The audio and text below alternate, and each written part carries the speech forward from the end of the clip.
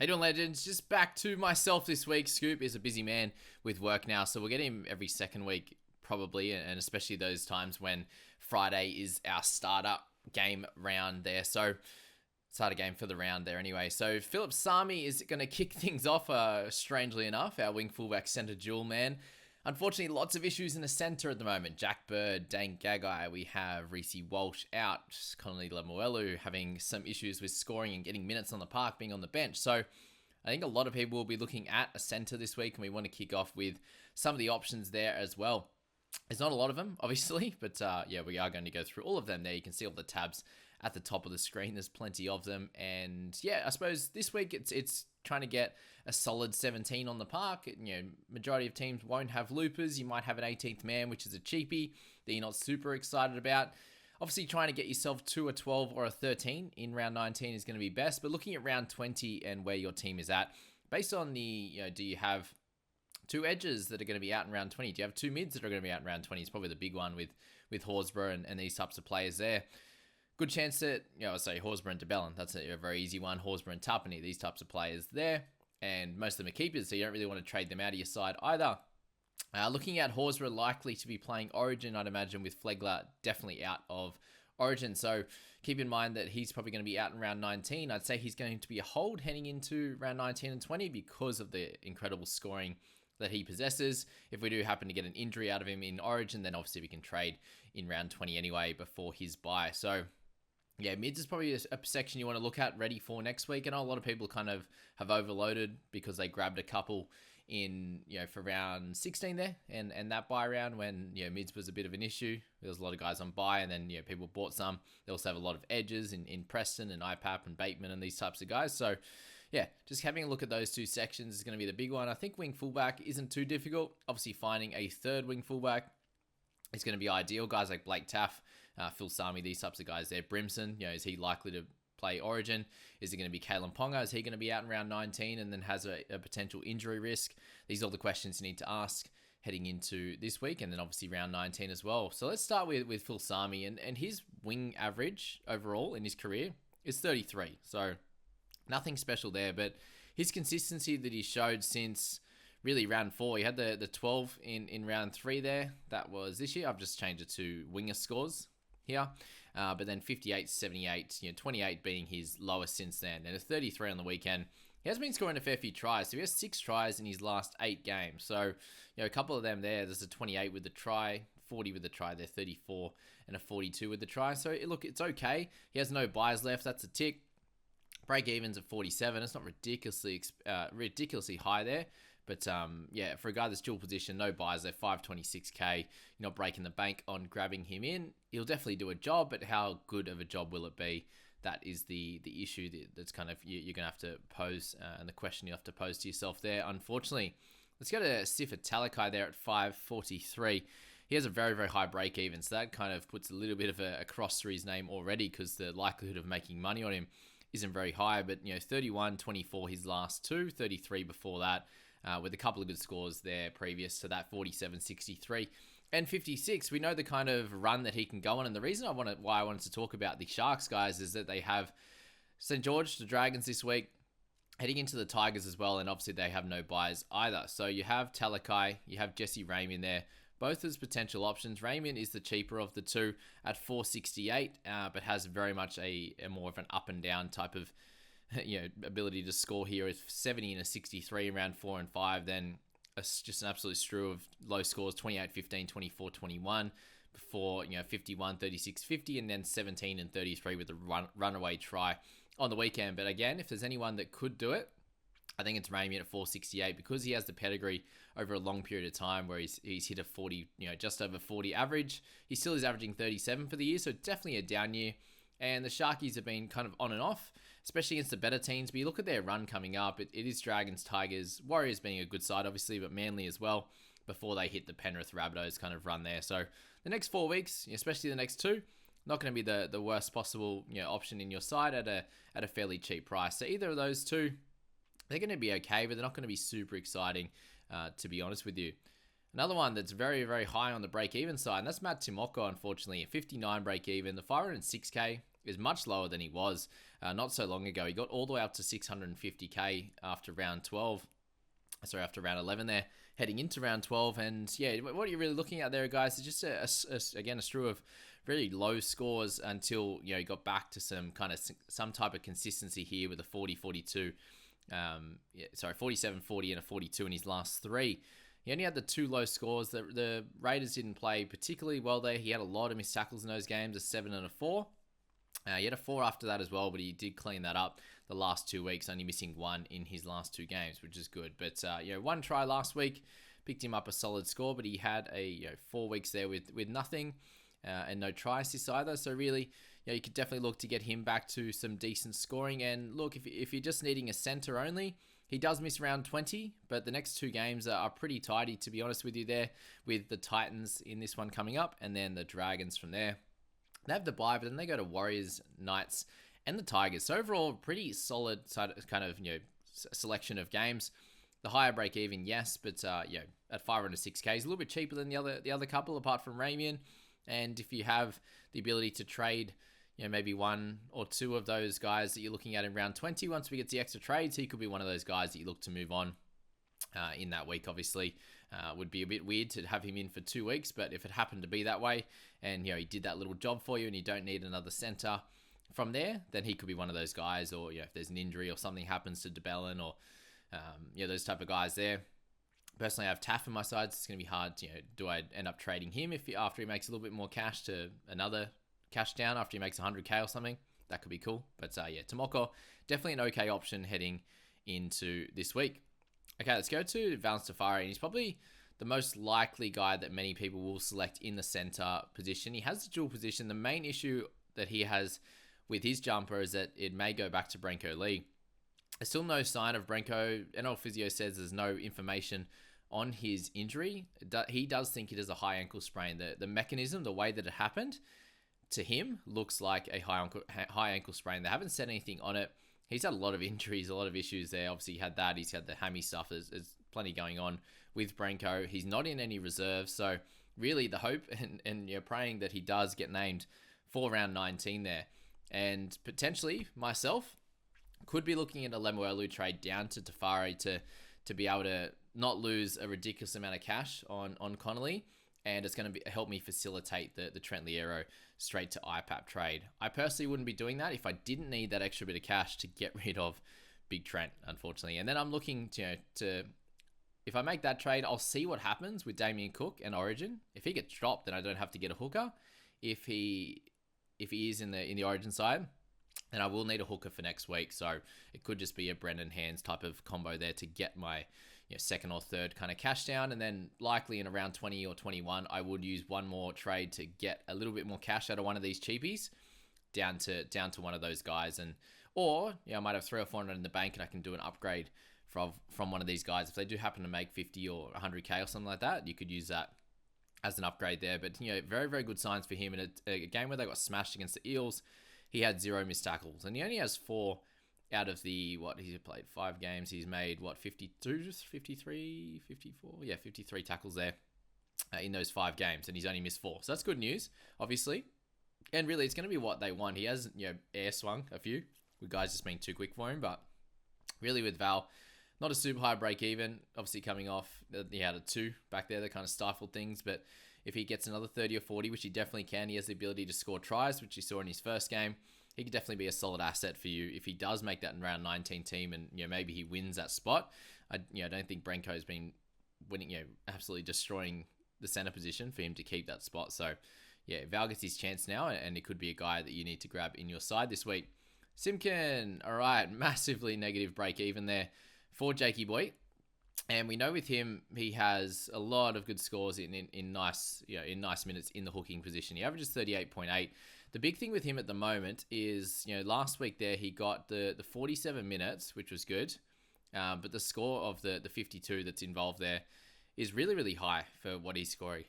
So really, look at those minutes, and you're like, well, can he do that on a regular basis? The tackle numbers, he's averaging 61 minutes across this time, and he hits 37 for his tackle numbers. So he got 39 last game. He had 0 misses, which he's only done once in a 54-minute effort back at the end of round 2021 there. So really, do you expect him to be able to do that? He had three tackle breaks last week and a turnover, so a really ridiculous score. And if you are bringing Simpkin in, I personally wouldn't be expecting anything more than a 40 going into this one, because that was a perfect game. And look, he's a bit older. It means he's got a little bit more experience and an ability to improve on his game. And he definitely looks like a better player, but still, it's something you need to be wary of. He's going to make some cash. He will play probably all the way through until round 21, you'd say, when Appy comes back. But the minutes at 47, they do obviously like Tallis there as their secondary hooker option. I think splitting them seems like their best play at the moment. So the 47 minutes there, you could easily get a 30. You could easily get a 28. There's a lot of different things there. So just be aware of that with Simpkin if you are looking at grabbing him in your side. But definitely a solid cash down for sure. Sorry, actually, a little bit of news we just heard that potentially Carrigan could be playing on the edge. He's been training there in that last game, and Wilson was training in the opposite in the opposition team, so he may be dropped, and Hetherington may come in for that 13 role. So I'm not sure how that's going to affect Carrigan too much. Obviously, he'll play the full 80, which would be good. Maybe he can get his first try. That would be nice. So yeah, if you own Carrigan, not an issue, but I don't think it's a more of a worry on Piakura as well. Looks like he'll get that spot longer term with Jordan Ricky out. So just be aware that, Piakura is a solid cash down option. He doesn't play in 19, so if you don't need someone for that, he's going to be there this week. He's going to be there in round 20 as well, in that edge position. If you do need some coverage in round 20 for that, then that will be cool. If you need an edge this week as well, even better. So Piakura, definitely have a look at him in your side if you need him.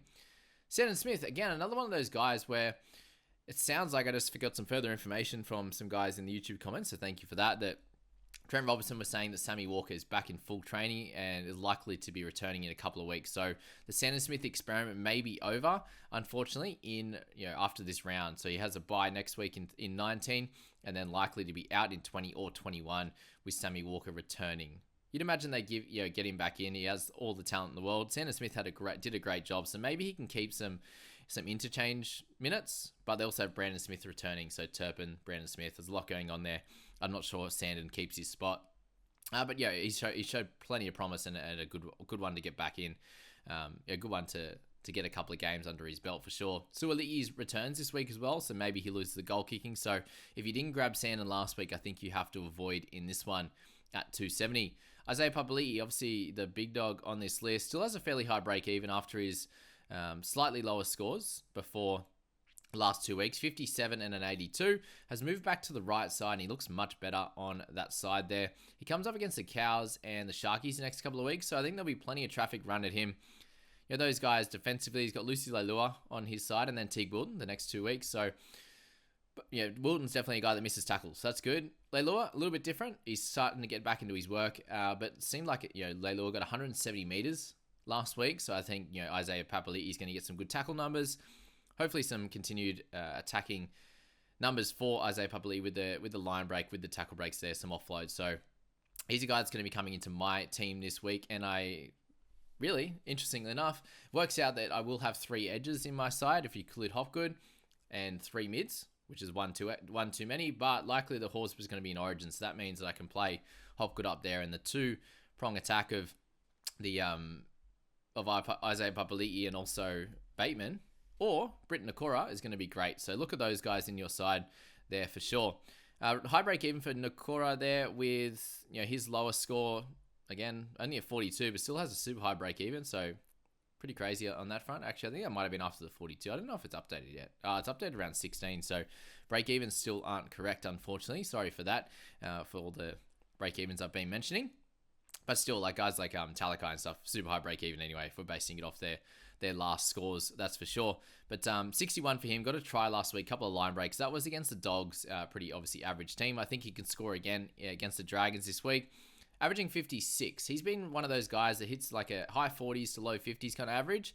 Isaiah Papali'i has the pedigree more than Nakora as a better option. So personally, I would go Papali'i over Nakora, but there's no reason why you can't go for Sharks for this Sharks man in Nakora, given he doesn't have a bye either. So both those guys going to do great heading into this week. Let's go Rajab there. He is a really interesting and cool dual position there with Oluwapu unfortunately being out. So Oluwapu is a sell. Seems to have a shoulder issue. That's why he went off the later 50 odd minutes into that game a few weeks ago for them before their bye. He's still not back, so it's not great. Rajab gets a spot at 6, which is cool. No Kyle Flanagan, which is interesting. But 29 for him in the 54 minutes. Tackled well for 19, 2 missed tackles, had an offload, 3 tackle breaks, ran the footy, bit of kicking as well. So good news for him. Obviously playing next to Burton. I doubt he's going to be anything crazy special, but he's definitely an okay cash down that could hopefully play the next few weeks. But really the worry there is, at the wing fullback is pretty cool, but the worry there is that, Oluwapu or Flanagan or someone comes in at 6 next week and he loses that spot. But if he does play well this week, there's definitely every chance that he could keep that spot. They are up against a Knight, so it could make him look a little bit better than he may be, and keep that spot for round 19 and potentially 20 as well. Would be amazing over that next couple of weeks if you could, if you need a wing fullback over that time. So he's just someone to sneaky have a look at there. Ruben Garrick, we spoke about him as probably a keeper now at 670. Worked out really well that he's finally got the spot in the fullback position there.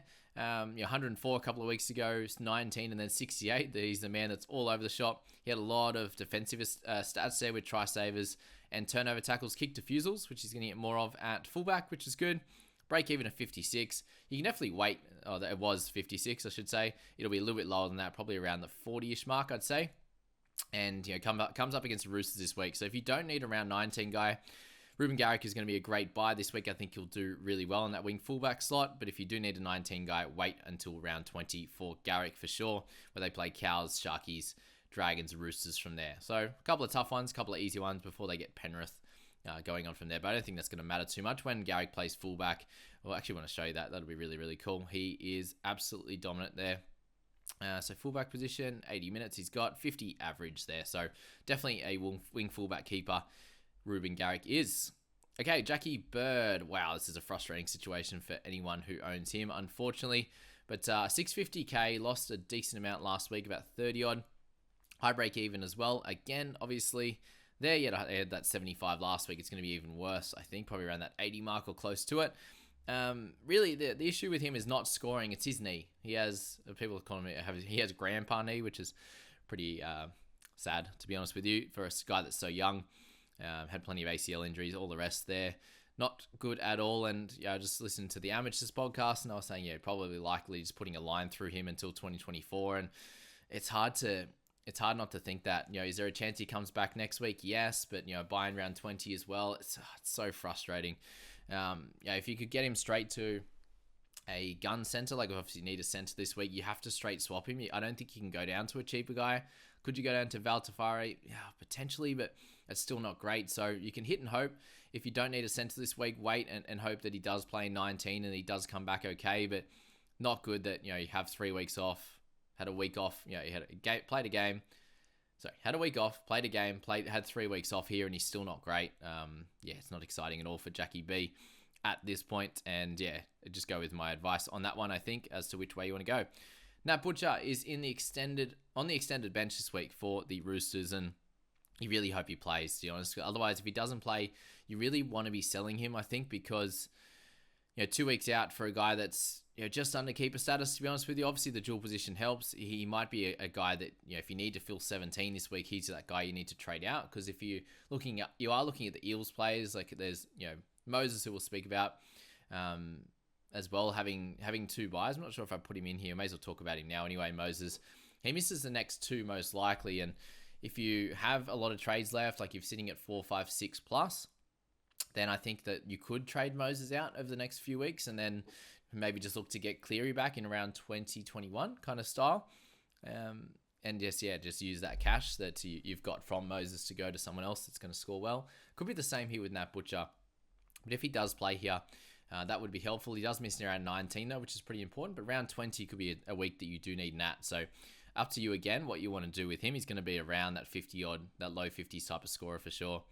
Cody Nikorima. The other news here is that Hammer has been training at centre this week. It sounds like Cody Nikorima has a high chance of playing at fullback. So do you want him at fullback? He seems to score okay there. Obviously, the bench is not good, but if you do need a player this week, in half position especially, if you have Moses out and you need Cody or something like that, there's a high chance he plays fullback. Apparently, Hammer is just carrying a little bit of a maybe lengthened out too much or something on the weekend, and they're kind of worried about his meters run and everything like that after Origin and a backing up game there. Maybe that's why they're going to play him in centre. It obviously plays centre for Queensland, and Cody can do the job. So, yeah, that'll be interesting. Just some news there. But you could trade Cody if you want, for sure. He's not a keeper. He's done his job. Up to you on that one. Very similar to that of Billy Smith at 430k. He definitely has not done his job, that's for sure.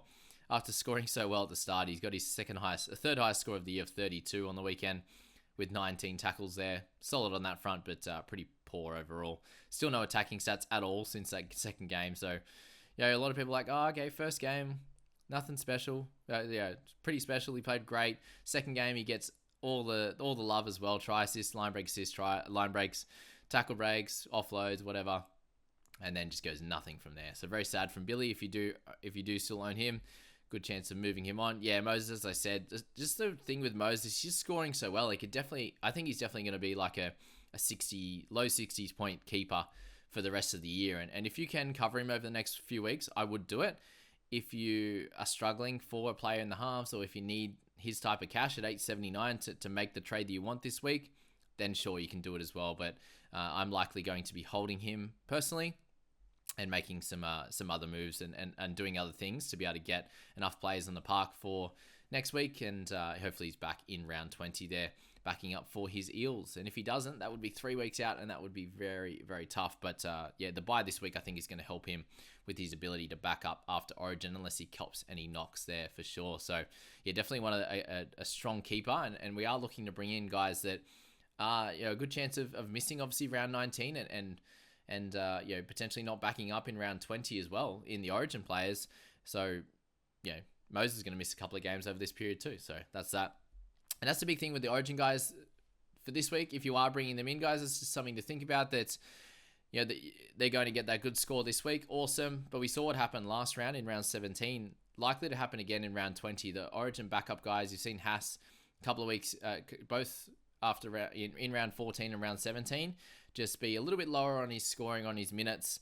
Walsh had a bit of a shocker this one. He played much better in round 14, but it shows like Robson, Cook, these guys all got a little less minutes. And if you are trading in an Origin guy, they could get rested. They could play lesser minutes and not score great in round 20. So I personally would at least wait till 20, maybe 21 on Origin guys and trading them in.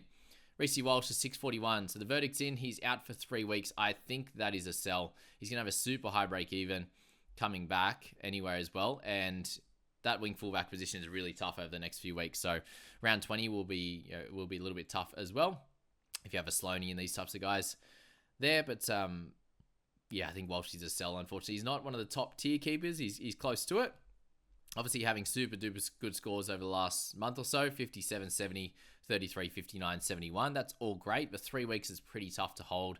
If you do have sort of the 4 or 5 trades left, I think you trade him. Anything less than that, if you're sitting around 2 or something like that, then maybe you do hold, but obviously 0 you have to hold. Gotcha. But yeah, that's that there. Oluwapu, we've got him as a sell, guys. Just move him on. Unfortunately, he's injured. Not good there. Lemuelu, I'm flirting with trading him to like Val Tafare or something like that.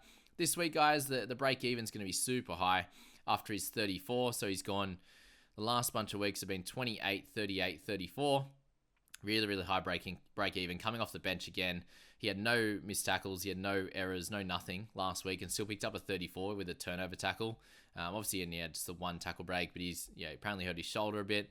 They strapped up his knee to keep him playing the last 15 minutes. I doubt that he moves back into the starting side anytime soon, so he may just be a sell with his high break even. He's probably likely going to go down to like a 480, 500 type of number. And for me, personally, as I say, guys, there's personal trades there. I'm likely to be moving him on. Yes, it seems a bit sideways, but I would bank some cash going to like Valtafare. I'd be able to facilitate that trade to get Liero out up to an IPAP. So that's the reason I'd do it. Otherwise, I'd probably be holding him this week just to save a trade. But if that's one of the trades you use, look, I just don't think with the injuries he's carrying and whatever else, he's going to get back into that starting side unless there is injuries to Kenny Brom and stuff like that. So that's why I'm doing it, but you don't have to, that's for sure. Dane Gags, sounds like foot injury, not great. 2 weeks rest. So they're giving him this week off. They're going to give him the bye, obviously, and then hopefully get him back for that Tigers matchup. So if you did pick him up a couple of weeks ago, you obviously got the good score for 1 and then a pretty average one last week at 31, but he's having some issues with his foot. And I really praise all these outside backs or players just to be able to play through these injuries. It's very impressive. But 2 weeks out, it's going to be for Gags, and he'll be back most likely. So you can hold him for sure. I'd have him as a hold more than Walsh just because it is 2 weeks there, and a similar price for sure. Reece Robson, hamstring tightness. So there's a little bit of a worry over him. I would really like to wait until we find out what's happening with Robson, but I don't think I'll be able to do that just because of the Storm game being before the Cowboys. So what I'm going to be looking for is the 24-hour update. But sounds like he'll be, from what Todd said, these kind of players will be managed a little bit over the next few weeks just to make sure they don't get injured. He had some hammy tightness, so hopefully he can get through fine. He doesn't have any tightness. He can play the full 80 because I'd like him as a scorer this week, but he's likely to be traded out next week. It just feels really wrong if I traded Robson to Simpkin or something like that. So I don't think I'm going to do it this week. And if Cook doesn't make Origin, then he's a hold, obviously. If Cook makes Origin, Robson doesn't score that well this week, I'll probably move on a Robson to Brendan Hands or something like that. May have to hold Cook, or it could be Cook that goes out. We'll find out, depending how scoring goes this week with Robbo. That's for sure, because 673 now, fairly high break even. Not a great score last week, but some decent scores around that. When he got the 55 to 71 the 2 weeks before, but he's still been up and down all year. He's someone that you can definitely look at trading out eventually, or as like a 16th, 17th man, backup hooker kind of style. Damien Cook will score better over the season, so if you can hold Cookie, hopefully he doesn't play Origin next week, but if he does, it's 2 weeks out from there, 19-20. If you can hold him for the year, he's going to be the second best hooker in my opinion after Grant, so that would be great if you can hold Damien there. But up to you on that one. Definitely hold this week. Fairly high break even, but he'll be fine for sure. Teddy, I think, is also a hold heading into this week. Really played one of his worst games in a while last week.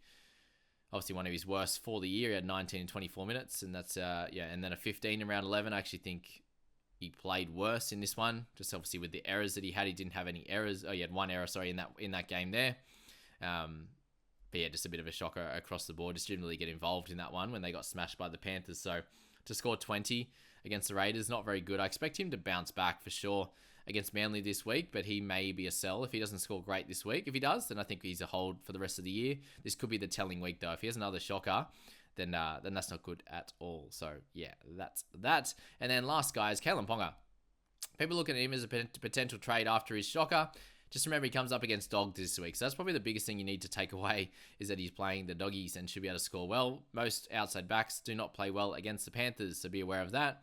But, the 2 games before that, he went 71-71. He got a 45, 36, and 56 before that. Obviously, games at 5'8". But the 3 games at fullback, 45, 71, 71, would seem very silly to trade him out this week. Obviously, a good chance he plays Origin, and that might be the nail in the coffin. If he does get hurt in that one, then we may have to trade him out. But until then, he's a hold this week. 579k. He's not breaking the bank for a guy that's going to get, that has 75, 80, 100 upside, especially against a Dogs team. I think he's a clear hold, and he'll want to avenge his pretty poor play and missed tackles and stuff from last week. And so highly owned. If you trade him out and he goes boom and gets 70, you're going to be very, very upset in that one. That's for sure. So that's that one, guys. Obviously a little bit shorter than when I have Scoop on here. Hope that you enjoyed my voice just solely for that one, and we will catch you in the next few videos. Obviously pretty contained week, a bit shorter week than we had last week for sure. We'll get out my trades tomorrow and all that from there, Supercoach and everything else as well. So hope you enjoy it. Good luck, guys.